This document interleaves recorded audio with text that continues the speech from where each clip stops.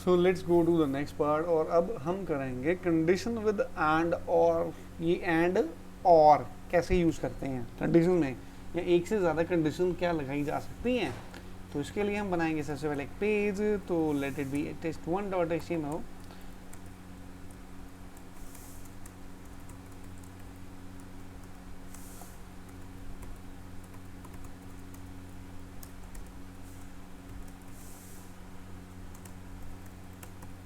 तो let's start. अब पहले हमने क्या किया, अब दो हम टेक्स्ट बॉक्स लेंगे। अब दो क्यों, क्योंकि हमने एंड और कंडीशन यूज़ करनी है, तो एंड और तभी लगा पाएंगे अगर एक से ज़्यादा वैल्यूज़ होंगी तो। और बटन ले लेते हैं। अब ये बन गया हमारा टेक्स्ट बॉक्स 1, इसको भी आईडी दे देते हैं txt1 और इसको आईडी दे देते हैं txt2। ठीक है, दो टेक्स्ट बॉक्स हो गए और एक बटन हो गया। ठीक है, अब हमें कंडीशन लगानी है दो पे इकट्ठी, तो दैट मीन्स फंक्शन बनाएंगे। अब फंक्शन चलाएंगे कहाँ पे, बटन पे, ऑन क्लिक। एक चीज़ और देखो, मैं जब भी कोड करता हूँ ना, मैं पहले बेसिक स्ट्रक्चर क्रिएट करता हूँ, कोडिंग बाद में। तो मैंने स्ट्रक्चर क्या बना लिया, फंक्शन बना लिया ब्लैंक, मैंने दो टेक्स्ट बॉक्स बना लिए, ये बटन बना लिया और लिंक कर लिया, लेकिन काम नहीं अभी शुरू किया, काम अब करूँगा। तो बेस्ट ऑप्शन आपका कोडिंग का स्टाइल क्या होना चाहिए, पहले आपको स्ट्रक्चर होना चाहिए पूरा सेट, फिर आप काम करो, ताकि बाद में स्ट्रक्चर की एरर के कारण आपके कोडिंग एरर ना आए। तो लेट्स स्टार्ट विद दिस। तो प्रॉब्लम नंबर 1 क्या है, तो हमें टेक्स्ट बॉक्स 1 लेट से t1 दे देता, नाम इजी कर देते हैं इसको थोड़ा सा।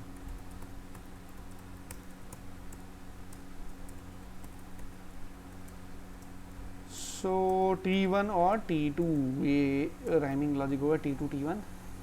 तो बन गए हमारे दो टेक्स्ट बॉक्स। अब वैल्यू ले लेते हैं, v1 is t1 dot value, दोनों की वैल्यू भी उठा लेते हैं v1 v2 के कारण। मैं इजी करने के लिए थोड़ा लेंथी करता हूँ, इसलिए ताकि आपको कंसेप्ट समझ आ रहा है। वैसे जल्दी से शॉर्टकट भी हैं, लेकिन शॉर्टकट पहले नहीं अपनाते, बाद में अपनाते हैं। तो दो हमारे पास वैल्यू है, v1 इज टेक्स्ट बॉक्स 1 की वैल्यू है, v2 टेक्स्ट बॉक्स 2 की वैल्यू है। This is that. अब करना क्या, हमें कंडीशन लगानी एक साथ। मैंने बोला अगर टेक्स्ट बॉक्स 1 की वैल्यू अगर होती है ओके, और ये मैंने ओके कैपिटल में लिखा है, याद रखना। एंड, अब ये एंड की जगह पे लगेगा डबल एम्परसेंड साइन, और v2 की वैल्यू होती है डबल इक्वल टू डन। अब मैंने क्या किया, दो कंडीशन लगाई हैं। दैट मीन्स अगर मेरी टेक्स्ट बॉक्स 1 की वैल्यू होती है ओके, और v2 टेक्स्ट बॉक्स 2 की वैल्यू होती है डन, तो अलर्ट करेगा करेक्ट लॉजिक। ठीक है, और एल्स में लिख देते हैं समथिंग वेंट रॉन्ग। चलो,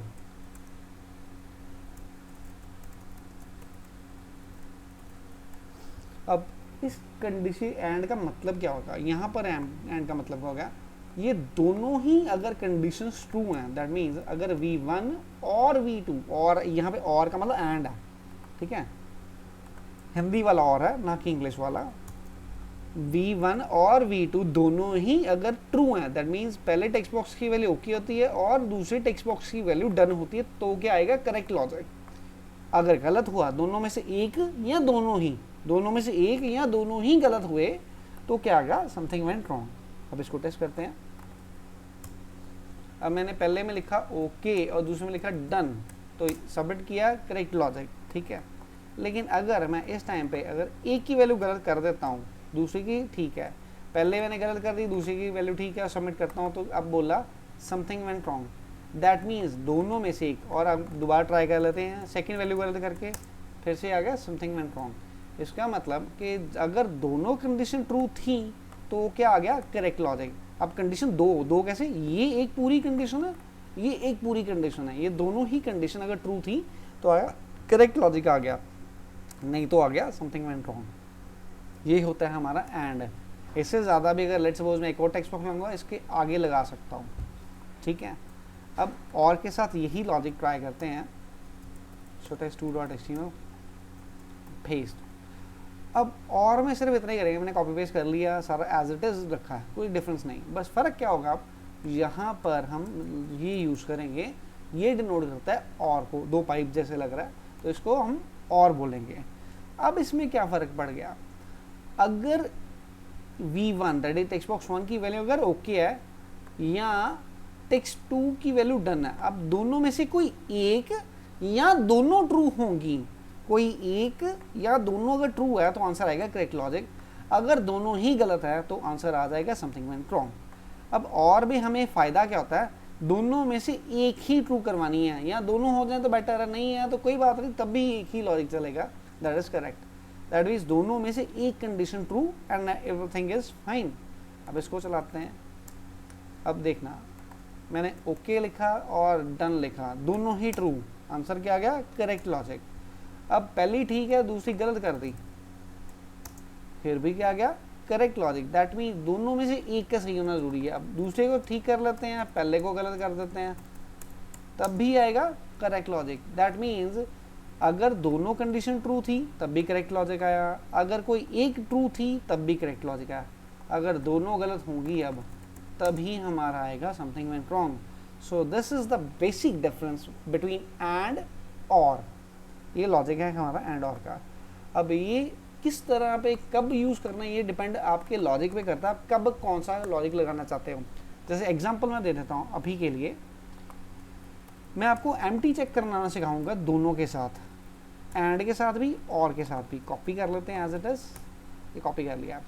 अब मैं दोनों ही टेक्स्ट बॉक्स को चेक करना है कि दोनों भरे हैं तो करेक्ट, ठीक है ना, ठीक है करेक्ट लॉजिक है। अगर चलो मैं यहाँ पे लिख दूँ बोथ फिल्ड, यहाँ पे लिख दूँ बोथ फिल्ड, ठीक है, तो यहाँ पे लिख देते हैं एंटर ऑल वैल्यूज।